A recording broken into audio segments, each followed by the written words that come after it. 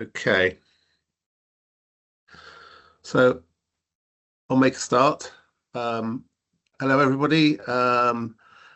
This is the Bus Advisory Board meeting for the 27th of January 2026. And this is a virtual Teams meeting. I'll just go through a bit of housekeeping first of all. So welcome everybody, by the way. And this board meeting is not subject to the 1972 Local Government Act and therefore can continue to take place virtually, which is quite lucky today. It is only the board members that are taking the decisions at the board meeting. Others in attendance are there to provide advice to the board. The agenda and the papers have been published on the council's website in advance of the meeting. The council will be making a recording of this meeting, and this will be published on the council's YouTube channel and website in due course. I would like to highlight that other elected members and officers may remotely join the meeting to speak on specific agenda items or to observe. Other members of the public and partners can observe the meeting remotely via Microsoft Teams. There is also some provision for any members of the public to speak at the meeting via the public questions or statements that have been submitted in advance.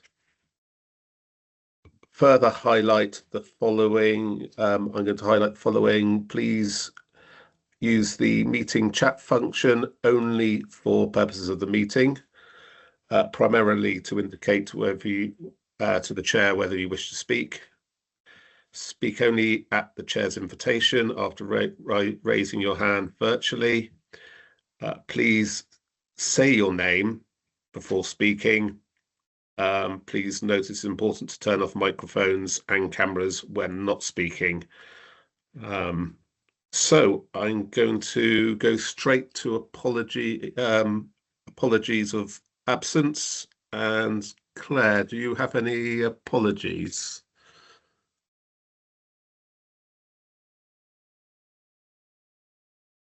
Thank you, Chair. We had apologies from Sunita Mills, unwell today. Thank you. Okay, thanks, Claire. Peter's got his hand raised. Did you have further apologies, Peter? Yes, Richard, thank you. Tony Rees is unable to attend as he's one of the two representatives from the bus users and stakeholders group. Is it possible for David Northey to deputise for Tony in its absence? Yeah, I think that would be possible. I think that will be something we'll do. So we'll have David Northey in for Tony Rees. Okay, so third up is the minutes of the previous meeting held on the 14th of October 2025. So I'm going to request any observations or changes or a straight approval of the minutes. So first of all, is there anybody who has any questions about the minutes? Take that as a no. So could a couple of the board members raise your hand to approve the minutes, please? Yeah, thank you. It's Dan and David Redgewell. Perfect. So we'll that minutes approved. And we'll go on to public question time. So I believe that we had one questioner with 5 questions. Now, usually we only allow 2 questions per person, but I think in this case I'll allow all 5 questions. Rosa, would you like to read out your questions, or would you like one of our officers to read them out for you? Just to make it clear that the questions were submitted in writing beforehand, and those will be the questions that we'll be answering. Please, could someone read them out for me? I'm not feeling well today. Okay, yeah. So, Natasha, have you got the questions in front of you? I do. Yes, I can read those out for you. Okay, So, if you read as if you're Rosa, and I'll answer. okay. As Do the you want me to counsel. do it question By question? I think it will be easier. Okay. So the first question: can passengers be assured that the proposed timing changes on the 173, 174, 171, 172 and 374, 375, 376 are only minor and do not involve any cuts in journeys, frequency or service route coverage in April or July when WECA realign their services and retender their service requirements? And to respond, Rosa, First West of England will cover this in their update later in this meeting, so you'll find an answer there, I think. So, Natasha? Okay, question 2. What measures are in place to ensure that the 668 continues to serve Avalon Marshes and the Somerset community and tourists who wish to visit that particular well-loved nature reserve beyond April and during the 2026-2027 season? Okay, our understanding now is that external funding is available to continue this extension for a further 6 months and will be reviewed again at the next service change date. Okay. Okay, question 3. Can passengers understand exactly what the proposal is that the merging of Taunton Town routes involve 2 buses an hour around the loop, or around the one loop, sorry, then run via the town centre, then 1 bus per hour continuing onto the existing 4 route and 1 bus per hour continuing onto the existing 6 route? This would be a positive step as per David Northey's current proposals to Somerset Council, or will the 1, 4 and 6 be subject to a similar earlier proposal of welding together as the 1 and 2 routes recently were? Passengers feel this second option would be a negative step. Okay, thanks again, Rosa. And First South West will cover this in their update later in this meeting. So, question 4. Okay, question 4. Yeah, can passenger representatives have an explanation of exactly what timetable and route changes First and Somerset Council propose for Service 14 in Bridgwater and Cannington? And this time Somerset Council will cover this in their update later in the meeting. And finally, question 5. Yep, so question 5. Can passengers be assured that the 126, when tendered for April 2026-2027, can continue to the hospital and station and not be subject to cuts due to North Somerset budget deficits? Passengers need this service essentially for hospital, college, rail access, work opportunities and tourism trade. And again, Rosa, Somerset Council will cover this in their update later on in the meeting. And thank you, Natasha, for reading those out. I think it's fair to say we've got quite a lot to cover in the forthcoming meeting. So, where are we up to? So next up, I think we've got membership and terms of reference. Chair, may I interrupt? Sorry. Sorry to interrupt the meeting at that point. So Claire Dickin from the council's office. I'm taking minutes today. We've in the chat had a message from Neil Bourne. I wonder if that's Rosa. Oh, amazing. Okay, thank you. I'm so sorry. I was that's fine then, it's covered. Thank you very much. Apologies, Claire. I have a pseudonym. Okay. Do I? Thank you, Neil. No, thank you, Rosa. But not I'm glad that was covered out. I thought somebody else had asked questions. Please, sorry to have interrupted the meeting. that's okay. Okay, no problem. I presume that's all questions covered now. Thank you, Rosa. So we'll move on to memberships and terms of reference. And Natasha, could you provide an update, please?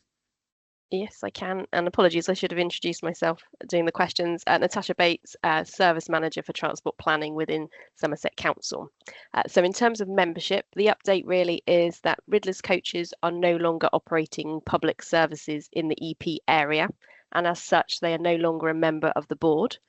Instead, we have Taunton minibuses who are now operating the bus services or service previously operated by Riddlers, and as such, they will be added to the EP and become a member of the board. So that's the main update. I also just wanted to mention that in terms of the board membership and terms of reference, it's obviously been working well for a number of years, and we've had lots going on, but we've also had a number of suggestions in relation to how we might operate this in the future and kind of best practice in other areas. So we really just wanted to make the board aware that we will review this, including the terms and reference, and hopefully with a view to bringing this forward to the next meeting in April for further consideration. Thank you. Thanks, Natasha. Right, okay. I think we'll go on to recommendations from the bus user and stakeholder group. You might note that we've moved this further up the agenda as we feel it's quite important that everybody hears what the bus user and stakeholder group have to say, and quite often leaving it to the end of the meeting might mean that some people miss parts of it. So I will invite Peter Travis to come in at this point. Thank you very much, Richard, and thank you for the decision to move us further up the agenda. Meetings of the bus users and stakeholder group, which is better known as the bus group, are usually attended by around 30 people, made up chiefly of town and parish councillors, bus user representatives, as well as representatives of organisations and institutions in Somerset who particularly rely on bus travel. Sadly, no members of the Climate and Place Scrutiny Committee nor any bus operators attended our last meeting. All would be very welcome to attend our meetings, and our next meeting is on Monday, February the 2nd. It's important to note what Somerset says about this group, and to quote, "This group will provide a second tier of peer review and performance consultation, and the group will be able to challenge the success of deliverables achieved through the enhanced partnership plan and schemes, providing feedback and evaluation to the Bus Advisory Board." So to bring you up to date with where we're at, transport officers attend, as does Claire from Democratic Services, along with officers from other departments, depending on agenda items. We're very grateful for their support and input, which is extremely valuable, and it provides an important channel for bus users to feed back to council officers the views of bus users from across the council area. Our most recent bus group was held in early July, so well before we knew the details of the BSIP funding allocation that Somerset has been awarded for the period 2026 through to 2030. At this December meeting, it was noted that we are still awaiting the DFT Project Coral to conclude its work, which would enable the introduction of multi-operator bus tickets. Members of the bus group are very keen to see the introduction of multi-operator tickets within Somerset, and the suggestion, which has been put forward previously at bus group meetings, was put forward again, which is that a paper-based ticketing solution should be explored by Somerset with bus operators in Somerset.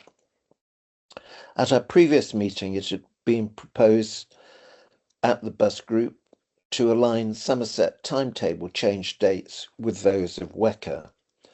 Officers confirmed that they'd been in touch with WECA and the changed rates had now been agreed with WECA, and these dates had been agreed, in fact, for the next 5 years. We note the comment about possible changes to WECA timetables in July. We await news on what the outcome of those discussions are. But based on the success that officers have had in aligning our timetable change dates with WECA's, we invited them to have the same discussions with Dorset to see if we could synchronise their timetable changes with ours and indeed with WECA's. Another topic discussed, and in quite some detail, was the often poor bus connectivity with rail stations for commuters, especially for Taunton, but for other towns in Somerset, plus a need for improved links to hospitals. Hospitals are often the biggest single trip generator within a town. The specific issue of the Blackbrook Diagnostic Centre in Taunton was raised because it's not currently served by public transport, and officers agreed that they would look into exploring options. Further issue was raised about capital projects that have been funded by BSIP back in 2022, not 1922, 2022, which still hadn't been delivered. It was, however, reported that in December, a decision paper was due to be signed for the Taunton Mobility Hub. Also in December, a bus test would be happening to confirm the design feasibility of the Langport Hub. And finally, that Greenwaves was to be tested at Eastreach. It was good to see so much was happening in the month of December. We wait to hear the outcome of all those exercises. However, serious scepticism was expressed at the bus group about the Greenwave option. The meeting questioned Greenwave whether it could deliver the same priority for buses as would bus lanes. The bus group looked forward to seeing the results of the Eastreach test and then for an appraisal to be undertaken that would compare the effectiveness of Greenwave with bus lanes. Finally, an important issue for bus users are bus shelters. It was reported that Somerset is developing a county-wide standard, and I think the view of the bus group was that couldn't come soon enough. Very much welcomed. Many specific local problems were raised in the meeting with bus shelters, and these are being taken up with Somerset and with local town councils. So a very full agenda, but I hope you would agree a very constructive approach was adopted, helped by, as I said before, very valuable input from Somerset Council officers. Thank you, Richard. Thank you, Peter. I think your work, especially around joining up the different areas to have a same date, is just exceptional, and hopefully will benefit all of us here. So we look forward to Dorset. I have spotted Dave Redgewell is going to ask a question. Yeah, just to say and follow what Peter. Yeah, just to say, Richard. I mean, I'm not. Ed Hopkins is here from the West Midlands Combined Authority and on the core and North Somerset Council, BSIP. But because of the funding situation in the West of England Mirror Combined Authority, first I might want to see something in their point, but the change date will be for a number of services in the Combined Authority area, including West Local Services and 1 or 2 services in Bristol, will be will now be the end of July this year. It's because of the funding situation with the Department for Transport It's not ideal for passengers in Somerset. I think that was said by Rosie yesterday at WECA Scrutiny Commission. It goes to their board on Friday if Somerset want input, but there are some issues, Richard, for you as I think you're Vice Chair of Peninsula and Gateway to sort out as well on this particular issue. Thank you. Okay, thanks, David. Noted. Right, we'll go on to next section, which is variation of Somerset Enhanced Partnership, or the EP scheme. Draft EP variation 5 with proposal changes highlighted. Okay, so Natasha, could you present the proposed updates, please? Yes, of course. Just one moment, and I will share my screen and the slideshow. So, okay, can you see that? Okay. Yep, I'm assuming no one's shouting no. So yeah, I can see very it. clear. Okay, thank you. Okay, so this morning I'm going to talk to you about Somerset's Enhanced Partnership, the EP. So as the chair has said, the draft proposals of variation 5 were circulated with the agenda, and what we did was we've highlighted the text that we're proposing to change green for ease of reference, so you can see where we're adding in text or proposing to add in text and where we're proposing to remove text. Those changes are there to reflect the current 25-26 funding, so what we're doing with the current funding pot, and to reflect our current position with the previous funding, so the BSIP 1, which covered 22-23 to 24-25. So that is updated to reflect that. It does not include the new bus service fund because obviously we haven't agreed the allocation of that and we're still working through a process. So we can't incorporate that into the EP just yet. And the other thing to highlight is that only the scheme section has been updated, not the plan section. The plan requires a much more detailed consultation with stakeholders and operators. And so that's there to reflect the BSIP. We're waiting for an update from DfT on what's happening with our BSIP. So for now, we've only updated the scheme section because we are able to agree any changes through this board using the bespoke variation mechanism. So it's just useful to give you a bit of an update on the future of EPs before I go into the actual changes. We are awaiting guidance from the DfT on EPs. So DfT have been reviewing enhanced partnerships, and they will be issuing new guidance which will set out new minimum standards that we will have to adhere to within the EP, and then they'll set out timescales for us to achieve these standards. So we're anticipating some bigger changes coming in the next few months. So for now, we've just done the changes as I've described before to reflect the current funding, and we expect to do a more thorough review shortly. What we're hoping to do then, or proposing to do, is to add the EP as a regular agenda item on the Bus Advisory Board. So every quarter we will just review the EP, and some meetings there may be very few changes or none at all, and others there may be more detailed changes, but that will just ensure that we keep on top of this and we keep it up to date, or as up to date as possible. So I am not proposing to go through the document line by line or page by page, but I'll just kind of go through each section, give a bit of a summary on what the changes are so you can understand what we're proposing. So under section 2, which is the scope, we've updated the parties involved in the EP, which will reflect the membership I explained earlier in the agenda. We've updated the contents page to reflect the changes to the annex section, and we've added a table for the schemes to be funded from the 25-26 funding, so you know what we're funding from that allocation. And then section 3, obligations on the local transport authority. We've updated bus priority measures to reflect the move from digital solutions away from the more physical solutions. We've updated the action for rollout of bus shelter improvements because we're funding that from this round of funding at the moment. So we've moved it into something we're actually going to deliver. We've added developing the online bus map and removed the development of Think Travel, which we agreed with the DfT through a change control some time ago. So we've updated that now. We've updated the range of bus services to be supported, so showing things like Sunday services, evening services. We've added the expansion of the DDRT, so the digital demand responsive transport, to Taunton and Sedgemoor Slinky, as it was previously only showing Somerton.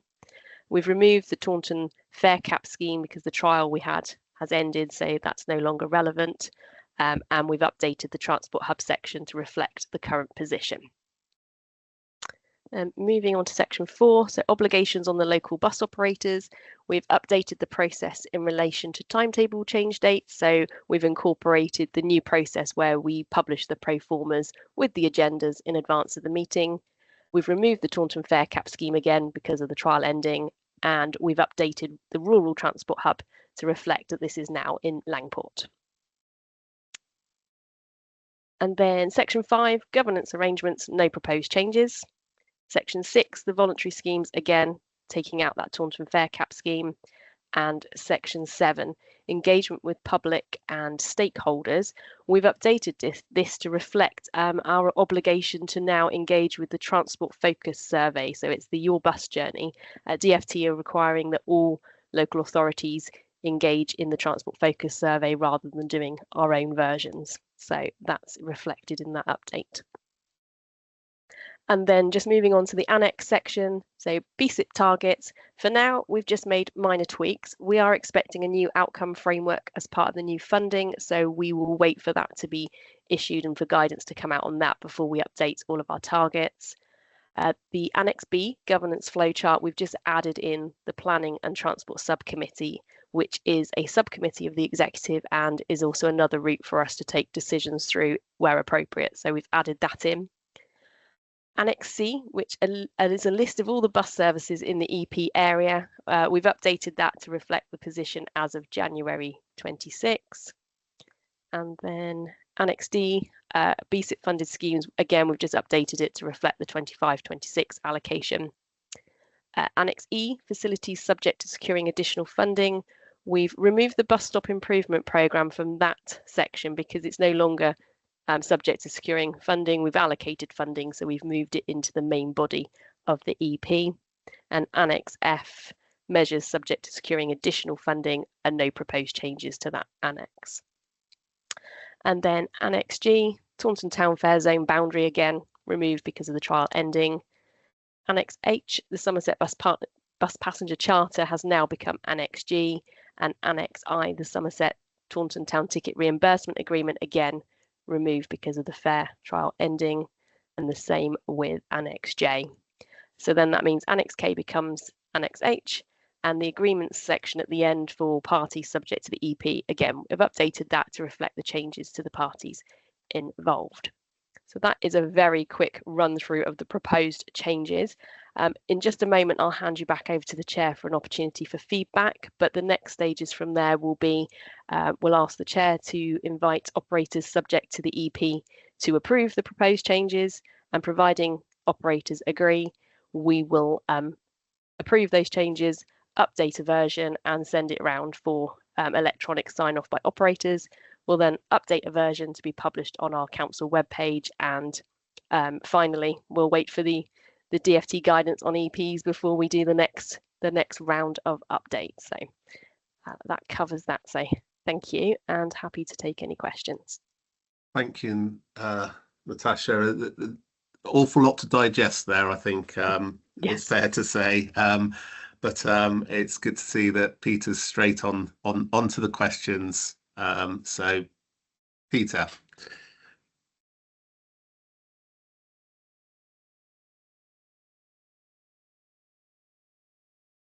Peter, you're on mute.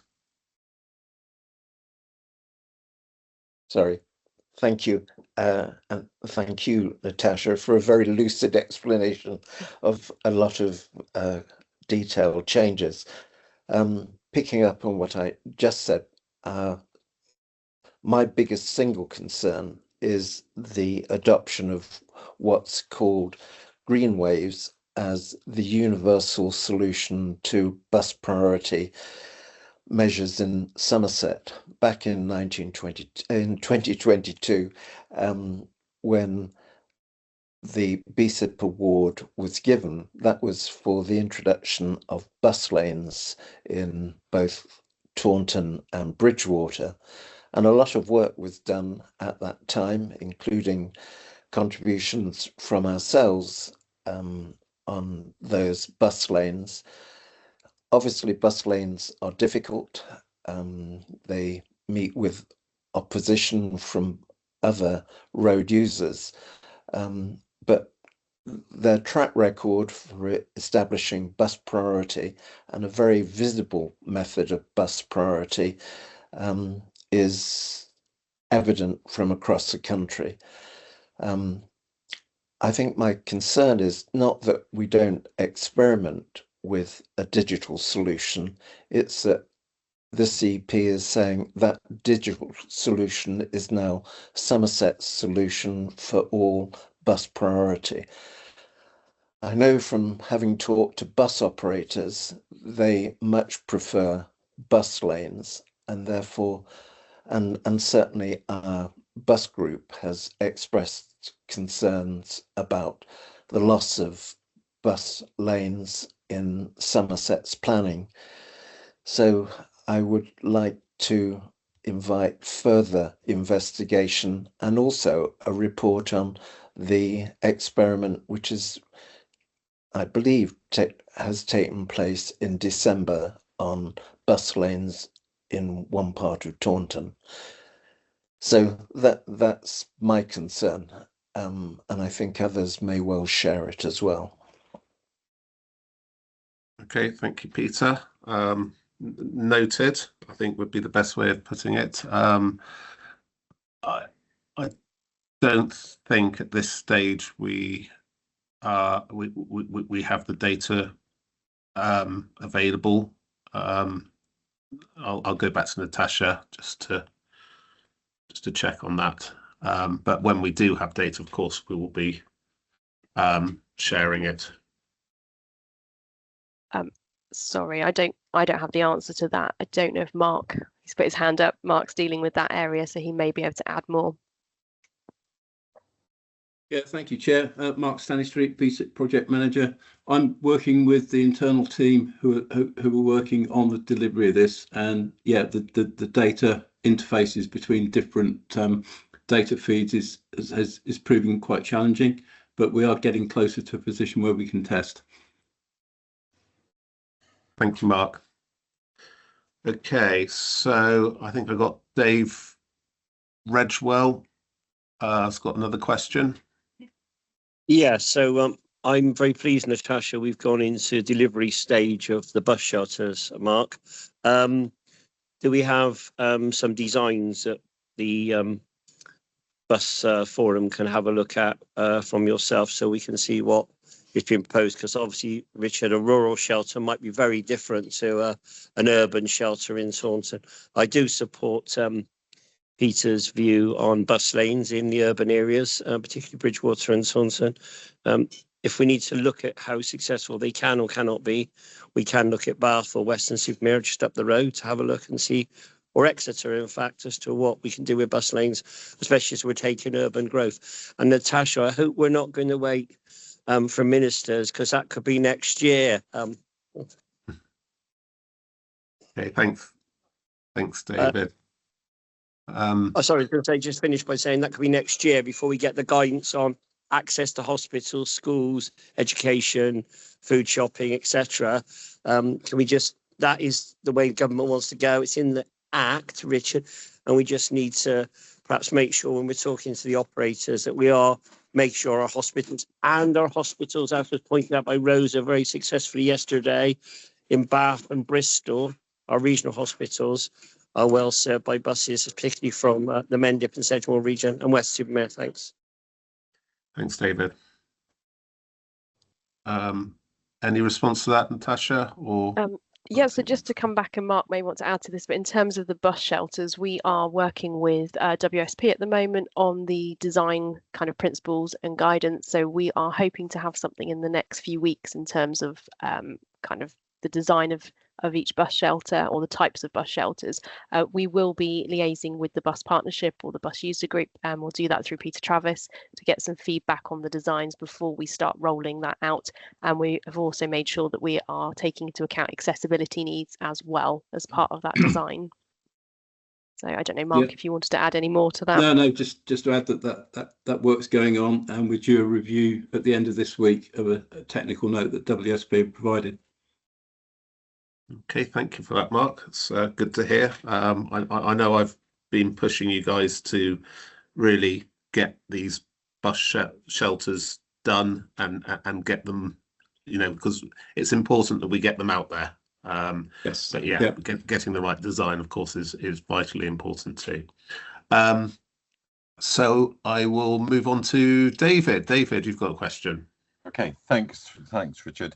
So just following on from the bus lane discussion, which Peter mentioned and David confirmed, it's my sort of big issue in that we don't have any technical data to make the decision that green waves is the solution to go for. And I think we need to have that fairly quickly if we're to understand the real benefit that green waves might give. If you look at the Wellington Road, for instance, and the 22 coming in and the new park and bus at Orchard Grove, we've seen buses now, or the traffic queued up really back as far as Orchard Grove, with the nearest set of traffic lights nearly over a kilometre away.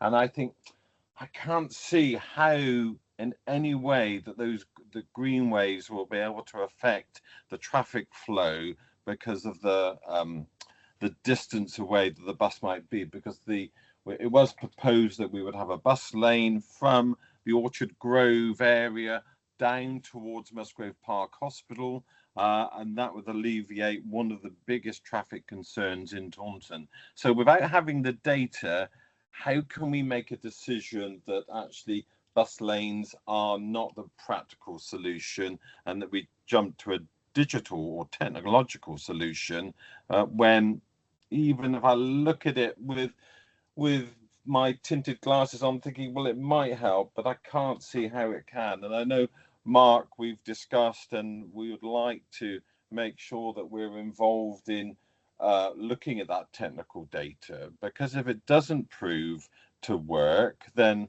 we've given up on there was quite a significant amount of money allocated to both, well over £1 million for both sections. What is going to happen to that money? Is that going to be moved to somewhere else? And do we all have faith that green waves is going to work in any significant amount compared to bus lanes, especially on the Wellington Road? I think we've already answered that particular question, but noted noted your concerns. I think. Okay, Dave Mansell. Yeah, thank you, Richard. Could I ask about the bus stop improvements? Would it be possible at a future meeting to provide some information of the sort of scope of that, what sort of things it's going to cover? And I will mention one aspect of that. I'm hoping it will include bus request stops. There's a request for more of those in our area, which has sort of been sitting there for some time. I'm understanding they're to be picked up under this programme. So it'd be really helpful to know, what will be covered by that programme and sort of roughly what times it's going to be working over, if that could be done. Thank you. Who wants to pick that one up? I'm quite happy to bring that to a future meeting, Richard. Perfect. Yeah. Okay. We got there. Linda. Hi, Linda. Hi. It's just about bus stops, and it's about the service, the bus stops that are no longer used. It causes a lot of problems for passengers because they don't know if it's a valid one, whether it's being serviced or not. And there are quite a few that have now become redundant across certainly Yeovil, but across Somerset as well. And I think this doesn't help with the clarity of what is and where is the right bus stop. So I was just wondering if there's possibly some way that we could look and either remove these dead bus stops and things. Okay, Linda, we can look at picking up that as part of the programme. Sorry, I just think it's confusing for passengers, and I often have, oh, there's a bus stop just down my road, but I don't actually know whether it's used or not used, and yeah, I think it's one of those things that is causing multiple confusion, really. So thank you, I appreciate it. Okay, thanks. I think that's exhausted all the questions. There was considerable concern over the green waves, which I think has been noted by our officers. I think it's fair to say that we await data on that in the local area, but I think considerable modelling has been done in the past on these things. So we wait and see when the actual data comes in. I think would be a fair assessment. Right, so at this point I'm going to ask the operators on this board to approve the changes if they would if they wish to do that. So I'll go first, Richard. Okay. So James at first in the south. I will just say, actually, with regards to bus prioritisation and bus lanes, whilst there has been amendments made on the EP for specific routes, it does still state on 7.21 that improvements could be made through bus lanes or digital solutions. So it hasn't completely been taken out, and therefore should still be considered if it is the right solution. And I think I do agree with David Northey that all decisions need to be based on data. So we're obviously still in an exploratory stage. Green waves has been put forward as the preferred, but once we see the data, I think we'll be able to make a judgment call on which one actually improves service delivery. So I think we need to, before we press the button on any initiatives, we need to make sure we're comfortable with the data, what the data is telling us, be led by the data rather than opinions. And we made that decision, but it hasn't been taken out of the EP. It still is in there, as I say, in 7.21. So, you know, we haven't, my understanding of that, unless I get told otherwise, is we haven't completely dismissed the use of bus lanes. So we do, but there is a lot of work to do, I think, to understand what the better option would be. So on that basis, given it's still in there, and given that we haven't pressed the button yet, I'm happy to approve the EP, but obviously we need to make sure we've got proper governance around what infrastructure is put in place and have the evidence to back it up. Thank you for that clarity, James. I will just double check with Natasha. I think that is the case. I very much agree with you on data-led approaches to things, and I'm afraid I'm not going to go back to anybody else other than the operators to approve this at this point. So, Tasha? Yep, no, that's fine. Just going to say yes, James is correct. It is still in there. It's not ruled out, and that's the work Mark will be doing around analysing data. Okay, thank you. Okay, so we've got approval from first. Any? Well, I'll swap it round. Is there any operator that wishes to not approve the current the suggested changes?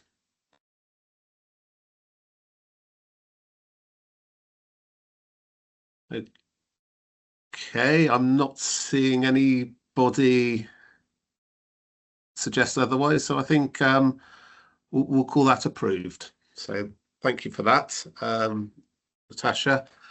And we go on to BSIP funding allocation for 26-27 to 29-30. So again, it's back to you, Natasha, I'm afraid. So could you give us an update on what the plans are? Yes, of course. Bear with me and I'll share my presentation again.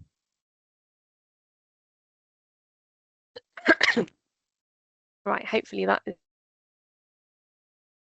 is displaying. Okay, so bus service funding allocation. So just before Christmas, or towards the end of last year, the government announced a new or another round of bus service funding for us, and that bus service funding comprises the previous BSIP funding, so the Bus Service Improvement Plan funding, and also BSOG, so the Bus Service Operator Grant. So they have been put together into a new fund they call Bus Service Funding. We have got a 3-year settlement for revenue, so taking us up until 28-29, and we've got approximately 13.1 million in revenue split across those 3 years. And then in terms of capital, we've got approximately 11.5 million across the 4 years, taking us to 29-30. So that announcement came out, and then the formal notification and terms were received just before Christmas, so the 19th of December. So since we've returned from the Christmas break, we've been working at pace to understand all of the terms and conditions and what we need to do to meet the DFT's deadline. So in terms of the bus service funding and the revenue element, as I said, it does include the BSOG allocation.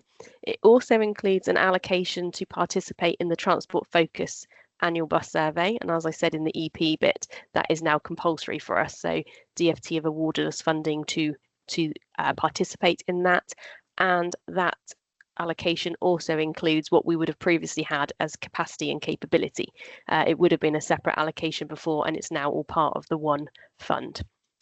Both capital and revenue must be used on schemes that benefit bus services and bus passengers, which is the same as BSIP, so nothing has changed in terms of how we use that funding.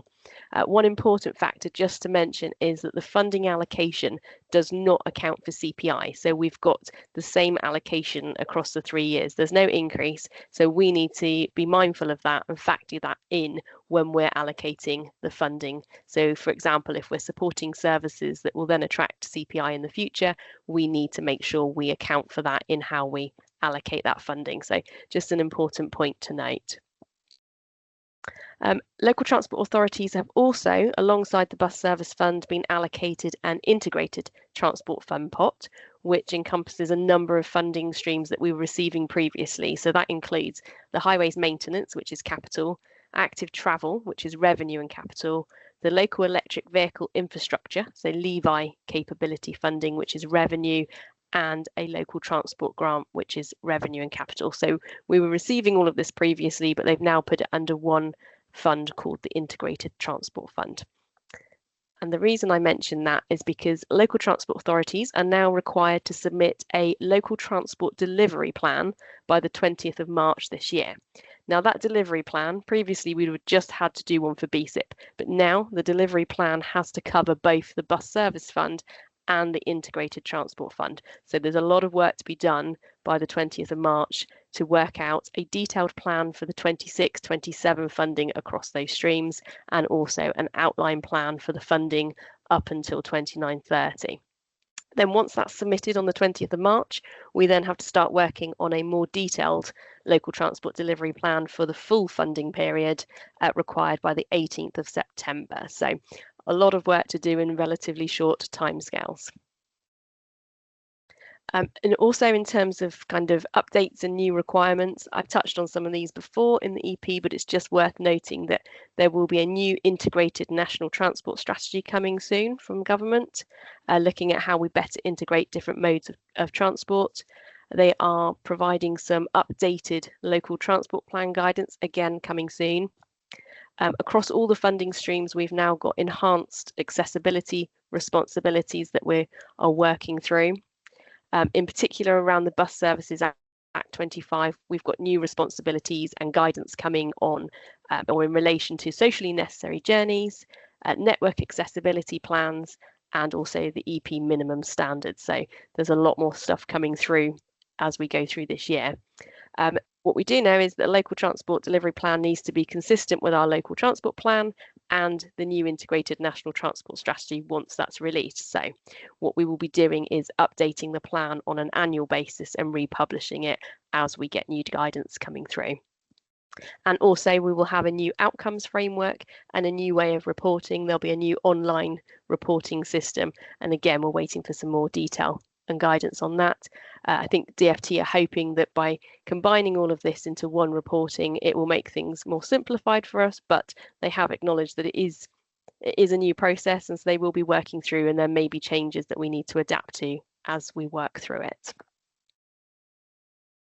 So in terms of what we've done to date, we've obviously reviewed the DfT guidance that we've had so far. We've had engagement with operators. We've had to do that via email this time, requesting suggestions, because just due to the timescales, we've not been able to hold individual meetings with operators. We've had suggestions very helpfully received from the Somerset Bus Partnership around how we might be able to use some of the funding. We've reviewed the current BSIP in terms of the ambition that we've set out from there. And we've also been reviewing our list of suggestions for BSIP that we've received either from the previous round of funding or new suggestions. So we've been working our way through all of the suggestions we've had. So in terms of governance, we're all kind of working on our kind of different funding streams at the moment to try and bring it all together to one overarching decision. So obviously we're bringing the bus side of things to the board today. We've got a discussion at the bus user and stakeholder group on Monday, and we've got an LCN clerks briefing on the 24th of February. And then because of how the dates fall for scrutiny, we're not able to take it through to a scrutiny meeting ahead of executive. So instead, we're organising a separate briefing for scrutiny. So they will have a chance to look at all the proposals and feed into that before a final decision is taken on the 4th of March at the executive committee. So that's kind of what we're working towards in terms of timescales. And then in terms of funding themes, so what we're going to kind of just run through today are kind of the high level things of what we're proposing we might be able to do with the funding, which will then eventually, once we've worked through them all, go forward as proposals. So from April 2026, what we would like to do with the funding is to continue funding all those schemes that we've had running in Taunton, Yeovil and Bridgwater. We'd like to also continue with the other targeted initiatives that we've been funding, and then with some additions where the funding allows. Will also want to continue with those county-wide initiatives that we were funding, and then potentially with some additions again where funding allows. So we'll be working through all of those, and then once we've got a proposal to go in for March, we'll then be reviewing those in the months ahead, ready for the September submission. And really now we're focusing on 26-27 and just working out how we can spend that funding. And then beyond that, the longer term plan will be looking at how we achieve that better integration between different modes and across the Integrated Transport Fund. So just running through the kind of things we've been funding now and kind of what we think we might be looking at in terms of future funding. So we'd like to continue supporting the evening services that run in and out of Taunton, so the 1E, 21, 22, 28 and 30. We'd like to continue supporting those existing services we've been supporting, so the 3 and the early morning journey on the 1 for those key workers. We'd like to continue with the £1 single fare on the Taunton Park and Ride, and we also would like to continue supporting the digital demand responsive transport that we've recently rolled out to the Taunton Slinky. And then in Yeovil, again, we'd like to continue with the evening journeys we've been supporting on the 376 from Street to Yeovil. And we would also like to introduce those evening journeys on the 51. So many of you will remember that we weren't able to introduce this previously because we were waiting for the operator to confirm whether the daytime service was commercially viable. That the operator has confirmed that is viable, so we would now like to put those evening journeys into that Yeovil town service. We'd like to continue supporting those existing services we've been supporting, so the 1 in Yeovil, the 54, the 58, the 68 and the 81, and also continue supporting those enhancements that we were able to put in with the last round of BSIP. So again, Sunday services on the 376 and 51, the CR6 late journey and the 50-53 in Yeovil, but with some changes, but that will kind of be explained in the timetable change date agenda item. In terms of a transport hub, we'd like to progress the design, engagement, consultation in relation to the Yeovil Transport Hub following the outcome of the feasibility study. Moving to Bridgwater. So again, we'd like to continue supporting the extension on the 21 up to Burnham-on-Sea and continue supporting the service 14.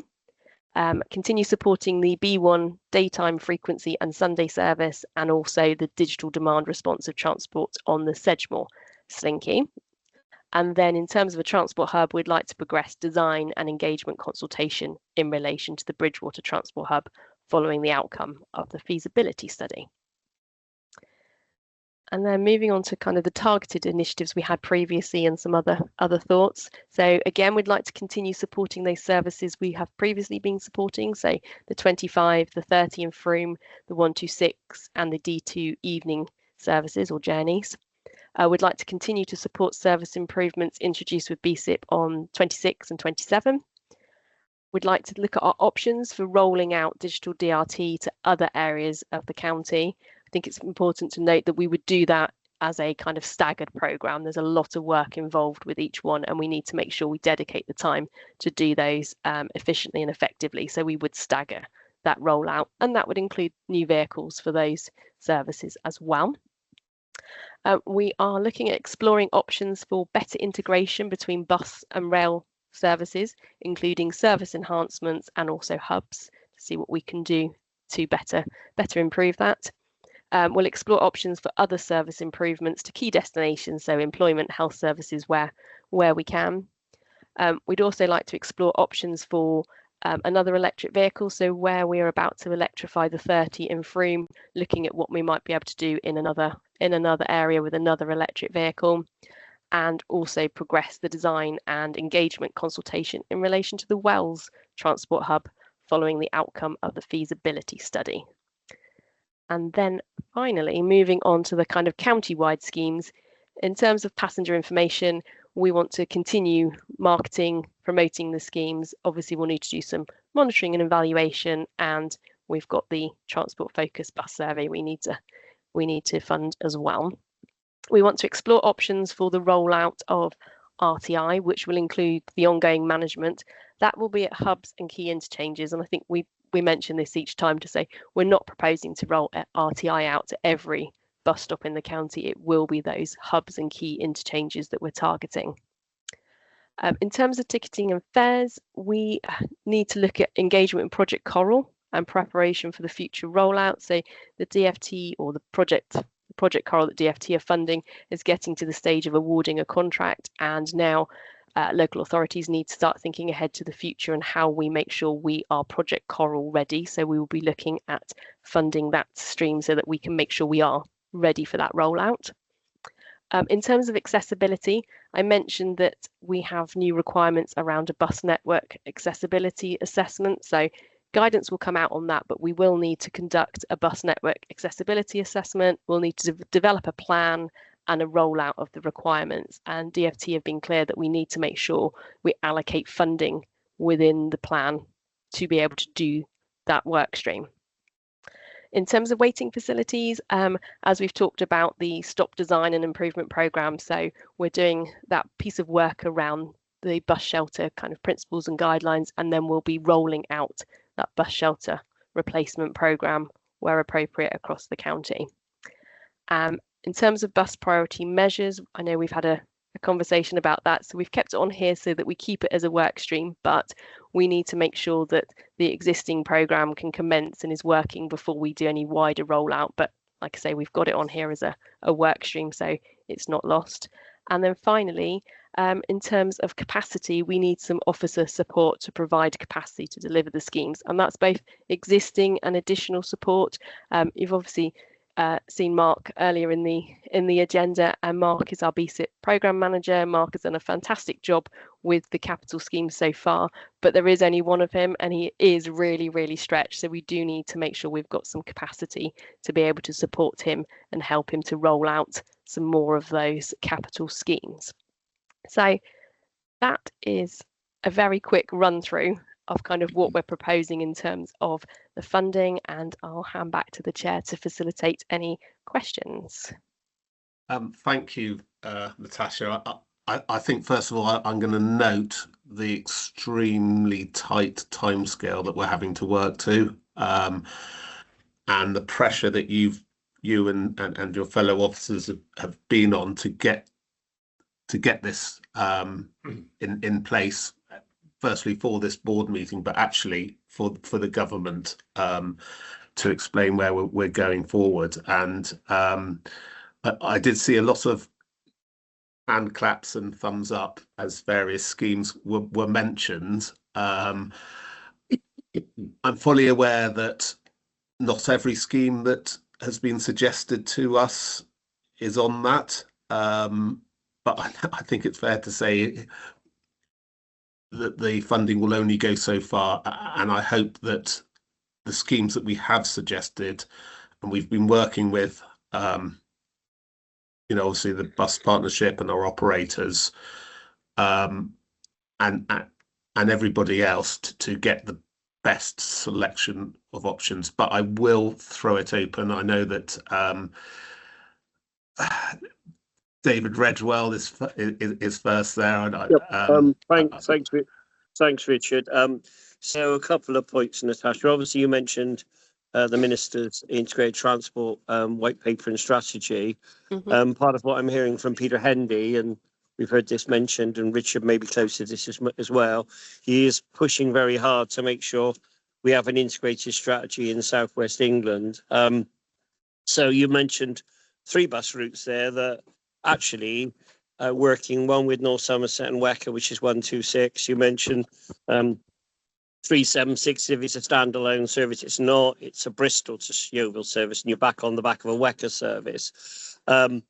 So I am just interested to make sure that there is communication before that March executive meeting to make sure that you've spoken to Wiltshire, the rest of Somerset, Wecker and North Somerset, and Devon, Dorset in particular. Linda would say this.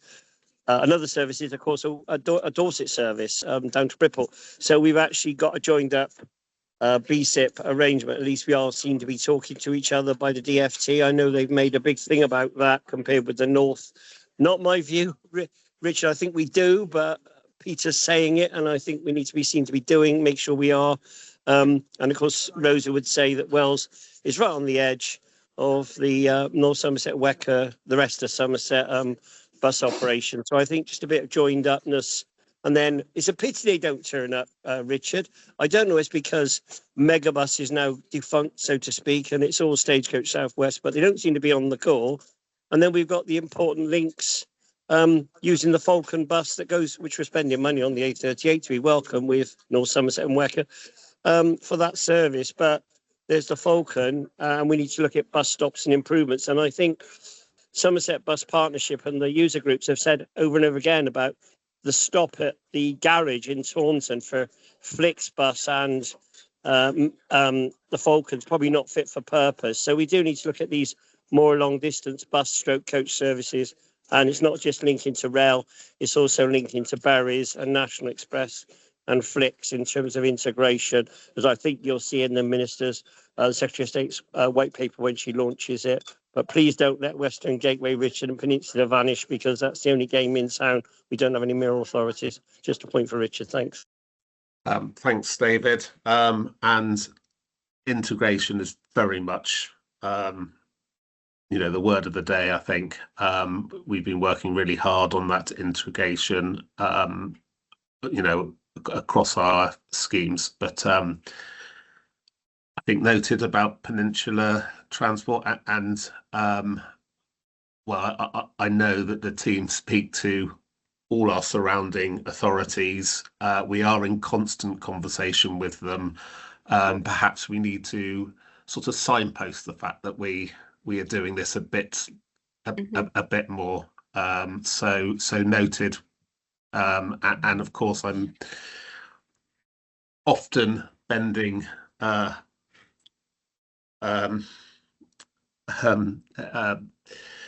minister's ear, Mr. Hendy, and I know that so are you, and indeed David on the call is often giving him a headache too. So I think long will we continue that. So I'm going to go to David now. Thanks, Richard. Thank you. Thanks, Natasha, for that sort of detailed sort of presentation. And there's some really interesting and really good things in there. And I think as you said, Richard, and with David, integration is key with other forms of public transport. It was good to see rail on there. We've got a number of key stations like Yeovil Junction, Penmill, Castle Carey, Taunton, Bridgewater, etc., that need that sort of integration with the bus network. As David said, we shouldn't forget the coach network. Certainly the Falcon at Wellington and at Taunton, they're the sort of real sort of links into that sort of semi-fast coach link across the southwest from Plymouth to Bristol. And then real-time information, it's good to see that as well. My discussions with the LCNs, and I've been to a number of them recently, there's a real opportunity emerging that the local parishes and town councils have money that they may like to contribute to make the money go a little bit further for RTIs. So it's not just at principal hubs, which the BSIP funding will make. And I think it will be good to have a discussion so that they can get good value. If Mark's managed to sort of get a good sort of procurement route that they could then tap into, I think we could see rollout at other places like, I don't know, Watchet or somewhere in Minehead or whatever of those councils. So I think we need to sort of work on that.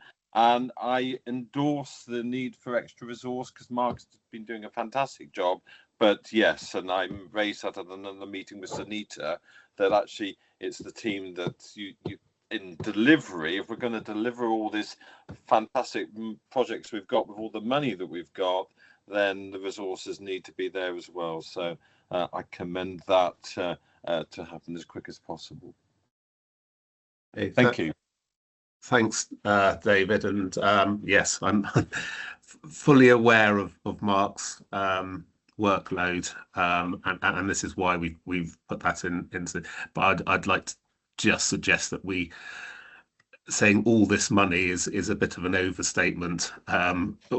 We can't deliver as much as we'd like, but we are delivering pound for pound. I think the team have been working really hard to deliver as best as possible. So thank you for that. I'm not seeing any other questions. So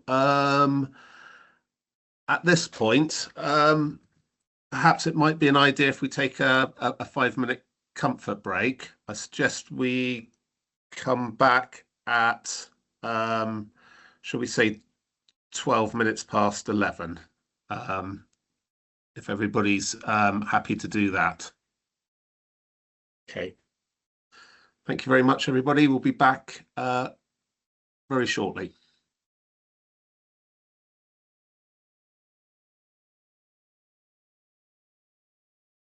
Okay, I think I'm going to presume everybody's back.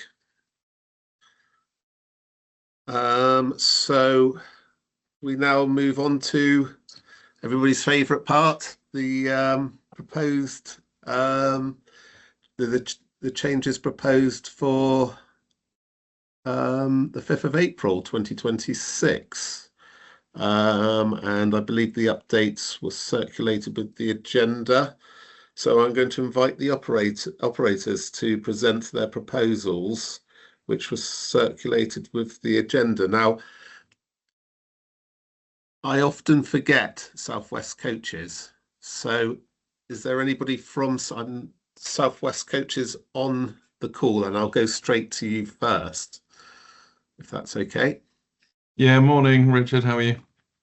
Morning.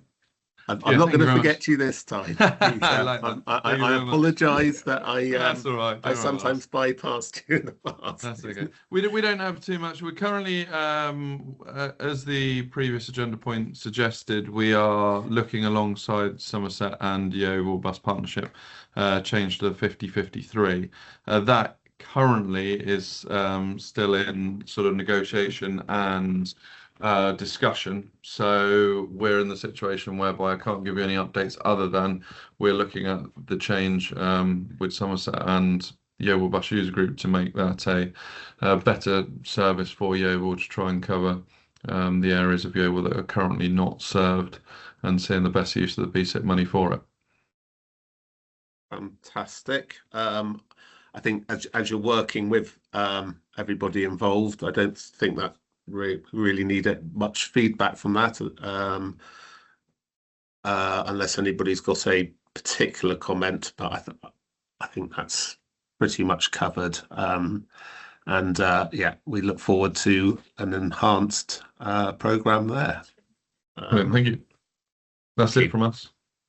Perfect. Okay. Who would like to go next? Roll up. Let's go next, Rich. First bus. Go on then, Dan. Right, let's share some PowerPoints. Ooh.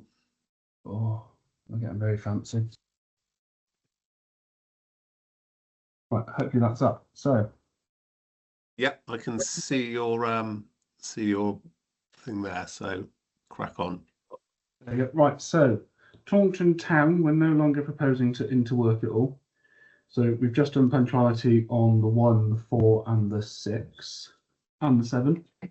So the 1, we've roughly kept the departure times the same, apart from I think it's the first 2 in the morning and the last one of the day, just because it needs a bit more running time. So no change to the route of service 1, that continue as normal, and for the most part, it'd be a no overall change, but the bus should now be a little bit more reliable.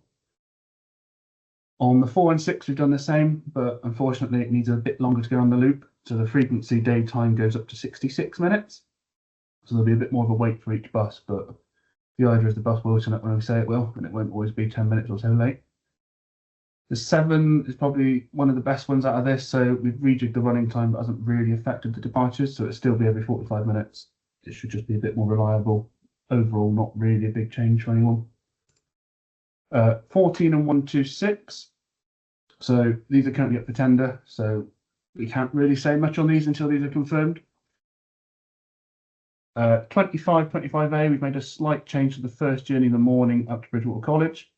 So that will now depart 10 minutes earlier, but give it the same arrival time when it gets into Bridgewater College. That was just getting stuck in traffic coming into Bridgewater. So hopefully that'll allow it to get to college on time. On the 54, we've done a bit of meddling so that it sits near enough in the middle of 376 departures into and out of Yeovil. So that one's still very much work in progress with Somerset Council and Bus Partnership, just making sure we don't miss any key movements or move journeys too far out of where they are now. Service 20 will get its normal seasonal uplift, and the Sunday service will resume. And then the last day of Sunday will be the 1st of November this year. 173, 174, we've done full punctuality on the whole of the 17 services. So that's lead to some departure times to be slightly jigged out.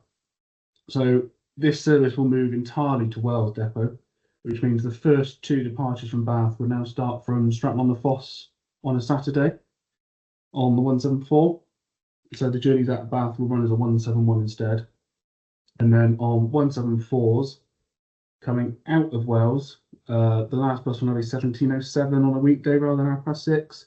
So that's just down to really no numbers using that. So we've got an average of 10 passengers using that last trip out of Wells before it gets to Midsummer Norton. 374, 375, 376, 376X. So we've done the punctuality on these as well, so that should help sort them out for April.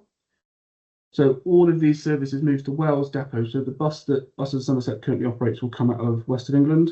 So that means the 8:31 departure from Taunton on a Saturday will be removed. There's 2 buses that follow within a half hour of each other, weirdly, on a Saturday at the minute.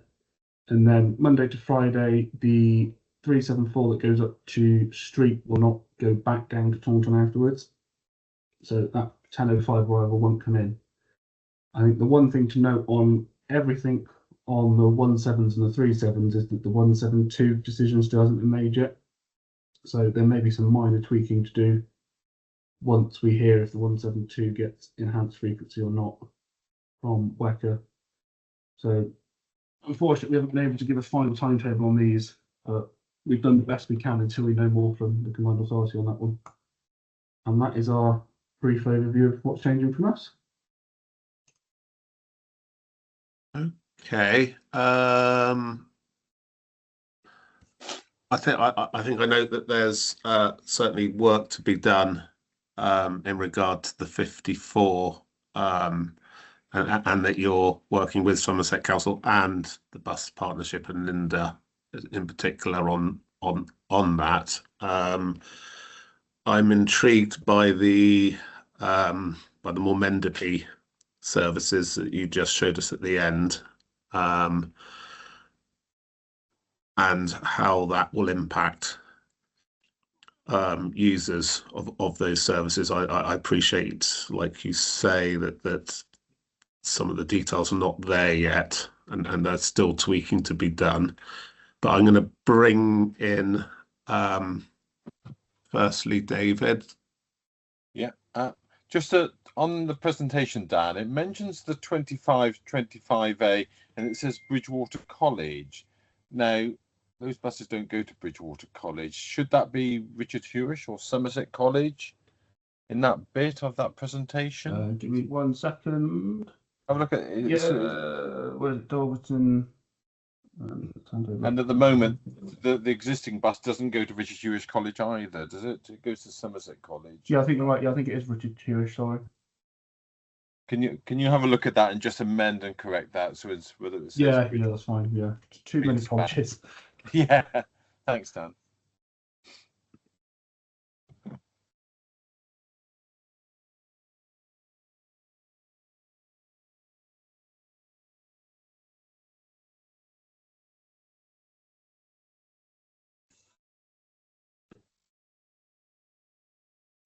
You're on mute, Richard. Sorry, my mistake. I was thinking it was very quiet.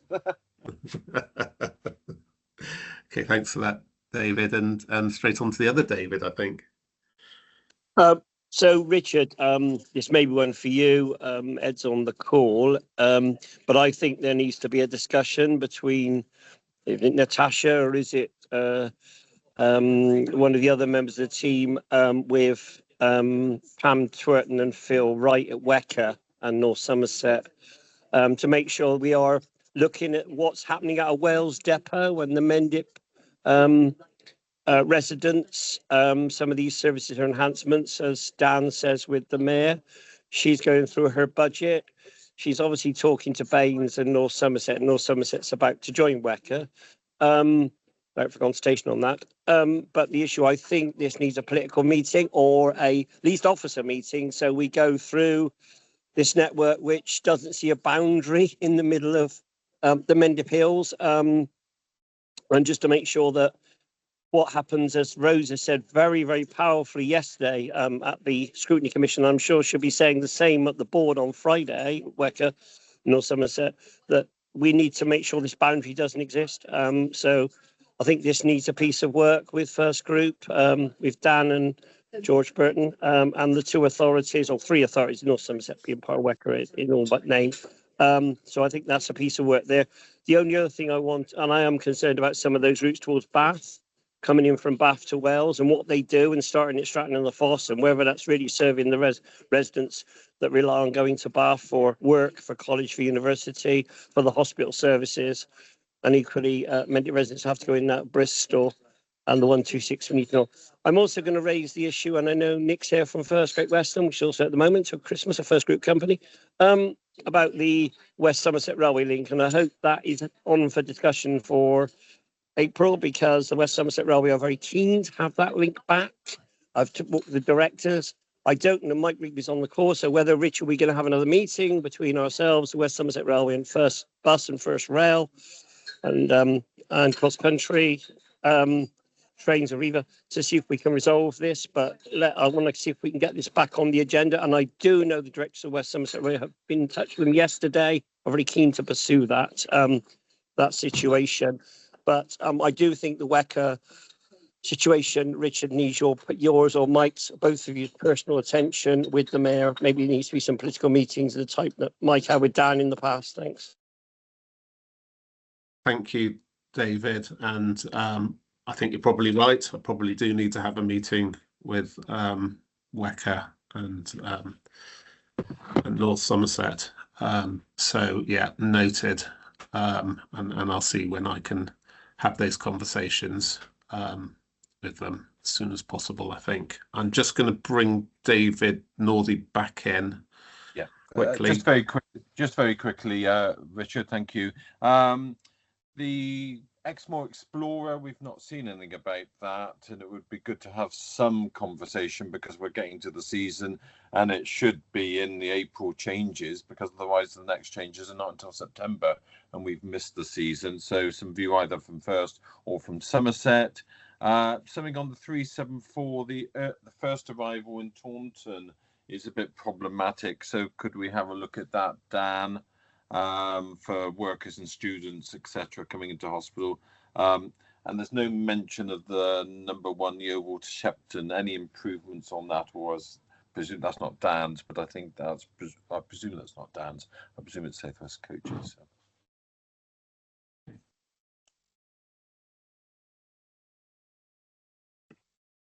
Right.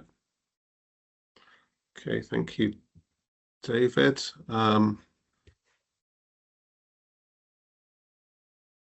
I think that's all noted. Just wondering if there's anything that Dan would like to come back with on any of the questions that have been brought. I'm not sure. Yeah, I can do. I think, yeah, we'll still work through all the timetables and do a bit of finesse and get them where we need to be. So, yeah, we'll work in progress and we'll get there hopefully in the next week or so. Yeah, and we will be watching in particular, the Mendip buses and what the implications of that are. Yeah. Very strongly. Okay.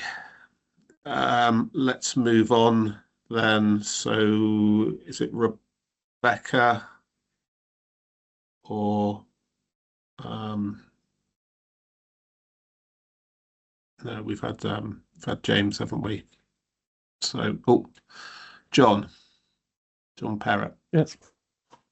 Morning, everybody. My name is John Perrott. I'm Service Manager for Transporting Somerset. I don't think we've got any other operators on the call, Richard, who have got the changes in the pro formas that were sent out. So if you're happy, I'll just cover those off quickly and explain what's happening with each one. So if I share my screen.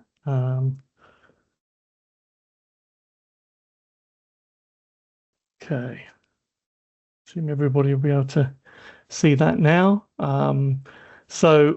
We've had a response from Fairsaver regarding the X34 from Chippenham to Trowbridge, and again, just minor changes to that service, just around punctuality improvements of between 5 and 10 minutes on current timings, just to make the services of that particular service more reliable.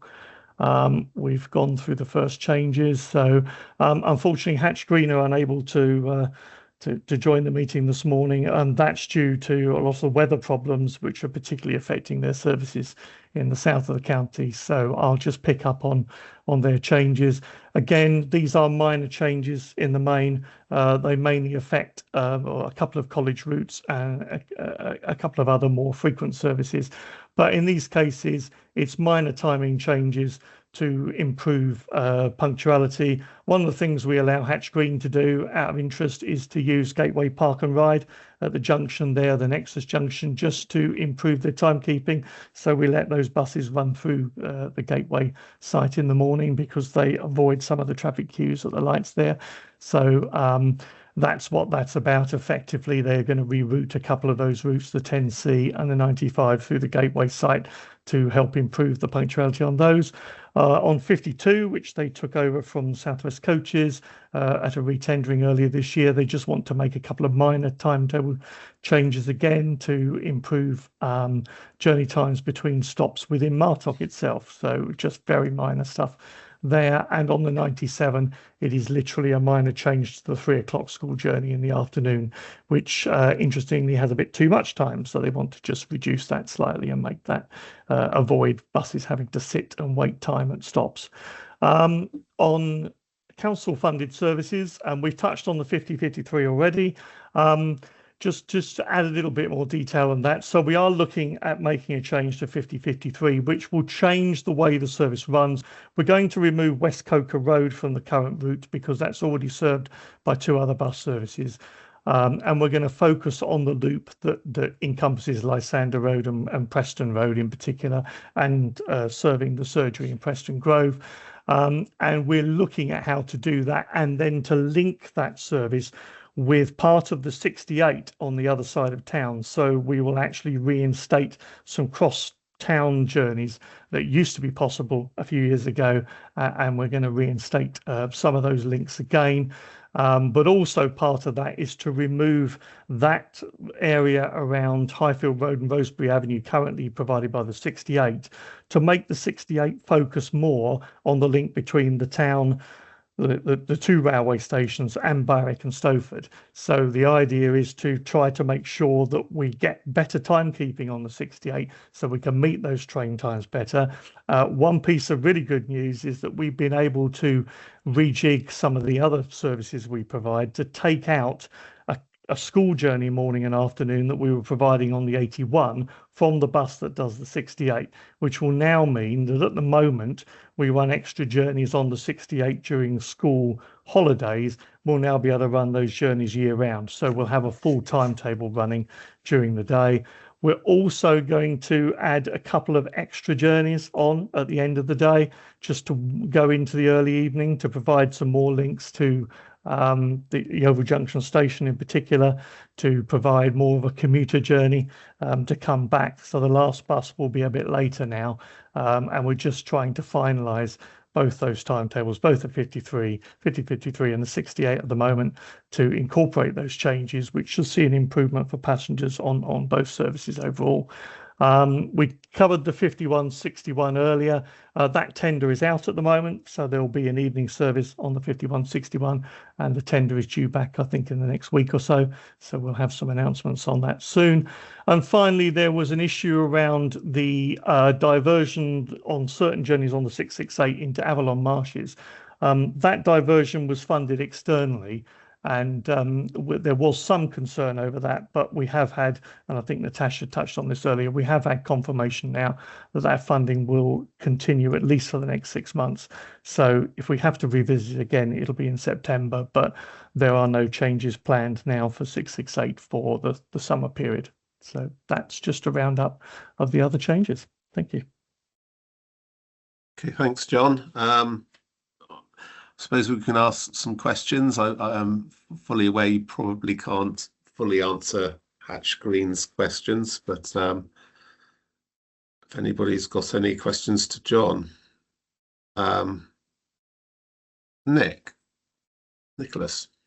Yeah, hi, Nick Creed, Great Western Railway. John, thank you very much. Really pleased to hear about some of the tweaks to the 68, and I think that enhancement will go really well with the recent branding of the vehicle, and I think there's some great opportunities there maybe to jointly celebrate the enhancements in April with some maybe some press releases, and just want to pass on thanks really for looking at that 68 and that link across Yeovil, connecting the train stations. It's much appreciated. Okay, thanks, Nick. I hope you're fully aware that we are very strongly looking at our links with the trains, and John's worked very hard at that. I don't know if you want to come back, John, but just to say, Nick, as soon as we've got the timetable finalised, we'll share a copy with you so you can see that. And yeah, happy to work with you on promoting that. Obviously, once we get it finalised, to promote and try and get more passengers using it. David. I mean, I was just going to say that I agree with Nick and John. It'd be good if we can get a Sunday service out to both those railway stations. And I also think we should also be grateful. We've also, Richard, got the money towards the lifts at Yeovil Junction and Castle Carey and Dorchester South. I know Bodmin a bit further down as well. But not everywhere in the southwest got access for all to bus and rail interchanges, and we've been very successful in Somerset and Dorset. So the other thing I just want to raise on the issue, John, of rail integration really was I keep on getting letters and messages which I keep passing to First and South Western Railway about Templecoombe and about the trains missing the buses and not enough bus stops. I wonder if that could be looked at. I know Andrew Ardley's picking it up at South Western Railway, but if that could be just an agenda item that somebody can start to investigate. Apparently it's about the buses and trains are too close to meet each other on the 58. I know it's with Dorset as well. And also the number at the stops near the railway station aren't always as convenient, I believe, as passengers want them. So if I could just flag that, but there is some good news on the railway investment. I think we should, because a lot of bits of South West didn't get lifts. Thanks. I just want to temper your enthusiasm there slightly, David. We have been promised, I think, money for the feasibility side of it. I'm not sure that we've been granted the actual lift money itself, but we will be putting a lot of pressure on. I can assure you of that. I'm going to go to I'll just go to John to respond on the Templecombe questions or whatever he wants to.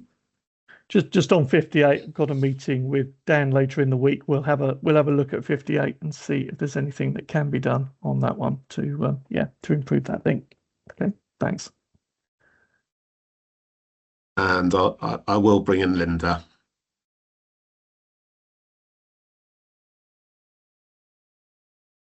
Thank you. Yeovil's been often very sporadic, and actually I've welcomed the additional and the separation of the rail link. The later services, and especially having the about 10 o'clock and 3 o'clock included in the rail time, it makes it look and appear and a much better succinct rail link bus. So yes, I'm very much welcoming that, and I just want to say thank you for acknowledging and putting hard work into the area. It's appreciated. Thank you. Okay, thanks, Linda. I don't think that requires a response from John. So I think that winds up this section. Sounds like people on the whole are fairly happy with the suggested changes, as obviously we need to look carefully at the Mendip links, and the links with our neighbours has been highlighted very much, which is always a challenging a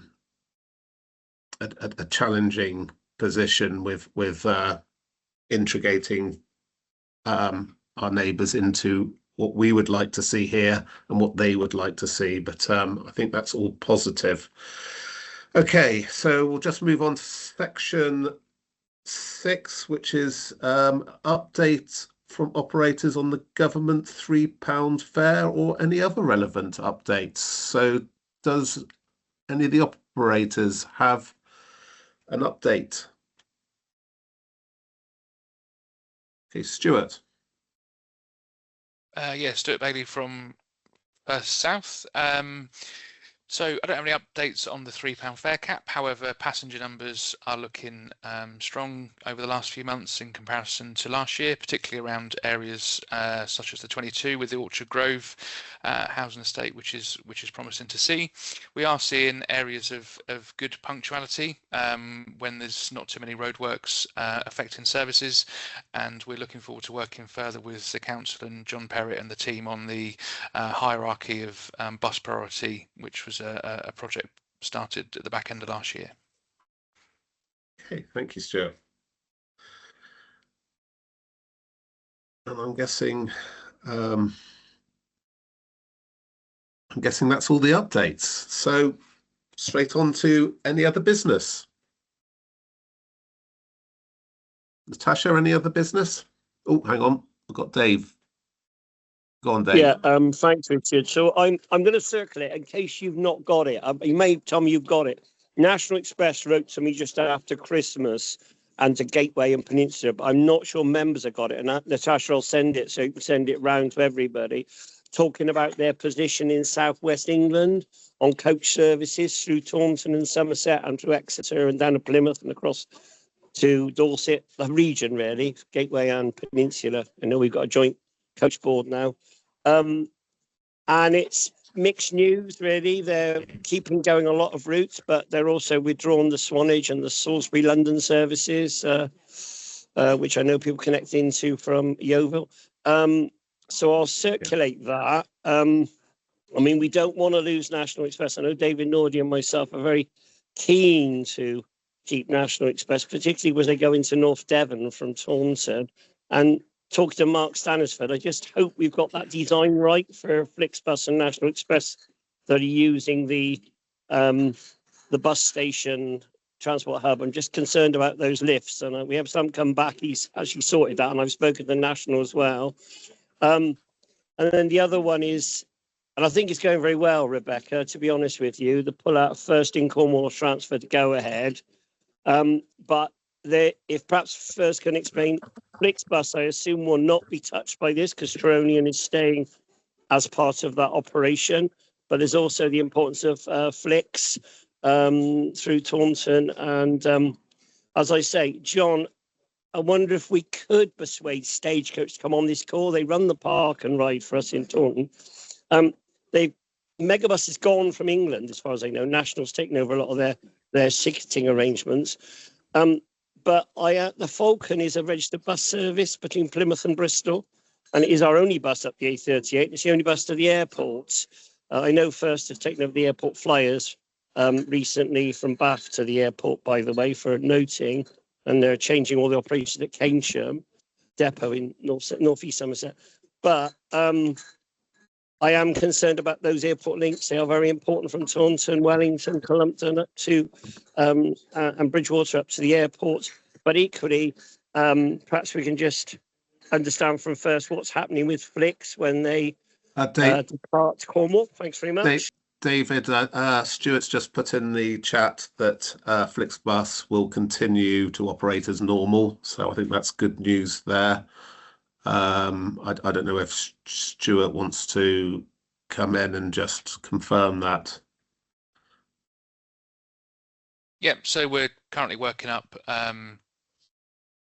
different operational plans for Flixbus, but it's going to be continuing as normal post 14th of February when we depart Cornwall. Okay, thanks for that, Stuart. And I think noted your other comments, David. Okay, well, I think that's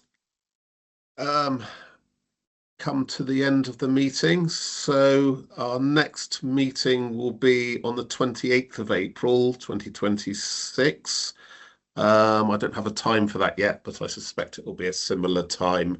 But obviously, all those present will be given details closer to the time. So just like to say thank you very much. I think really the takeaway of this meeting is the integration between our different transport modes, and that has been heard loud and clear at my end, and it's something that we have been working very strongly to do, and I hope that you can see that we're making progress in that area. Obviously, Richard, I've just been messaged. You might want to get you and Bill might want to get a diary date with Mike from North Somerset and the mayor herself in the diary to be helpful on the Pan Somerset bus network. I think Helen would be happy to meet you and Bill, Mike and Mike Bell at North Somerset, so make sure we got seamlessness. She's keen on that. Good. Oh, great. Okay, that's really useful. I'll arrange a date as soon as we can. So if you can make a note of that, and we'll move forward and get that again, integration between our areas as well as our transport hubs going forward. So yeah, date of next meeting, 28th of April 2026, and I'll bring this meeting to a close. Thank you very much.